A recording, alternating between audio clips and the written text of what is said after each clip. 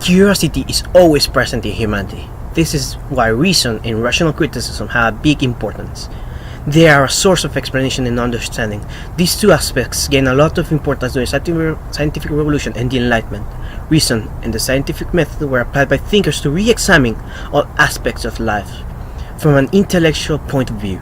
Thanks to the thinkers during these times, the aspects of science, politics, and economics got shared into what they are nowadays. The Enlightenment and the ideas of natural rights, reason, and freedom are still present in these three aspects. Science got greatly influenced from the scientific revolution. During this age of reason, thinkers used science to question the universe. Theories started to be based on human observations rather than in religious policies. As a result, new scientific discoveries were made. Many of these scientific discoveries are still widely recognized and taught in modern science.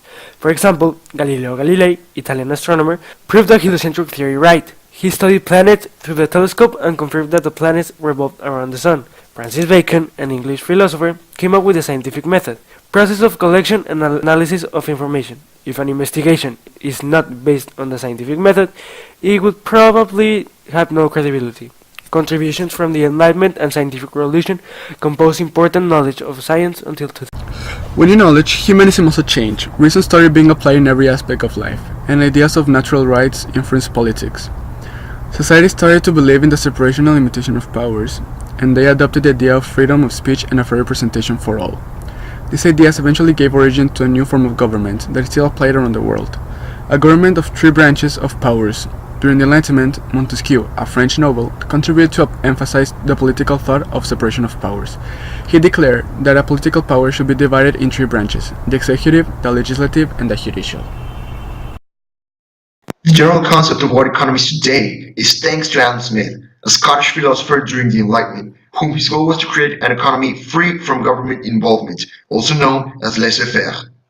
Oh, and by the way, I have a great French accent. Anyways, until today, laissez-faire is applied in most countries. Governments don't interfere as much in the economic matters of individuals, they just guide the economy. Although, in modern times, no country in the entire world is 100% capitalist.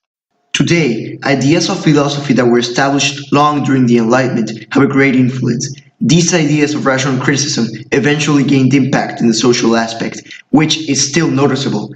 For example, human rights have a major importance in society. They are protected globally through the Universal Declaration of Human Rights and nationally through the National Human Rights Commission. Along with the recognition of rights, toleration has strongly been enforced with the LGBT community. Lesbians, gays, bisexuals, and transgenders have demanded respect and equality. Nearly more than 24 countries allow gay marriage. Equality in religion is also applied widely. People have the right to religious freedom in various countries. Over 120 national constitutions mention equality regarding religion. Individuals can enjoy having the same rights and freedom without the variation of their skin color or background history.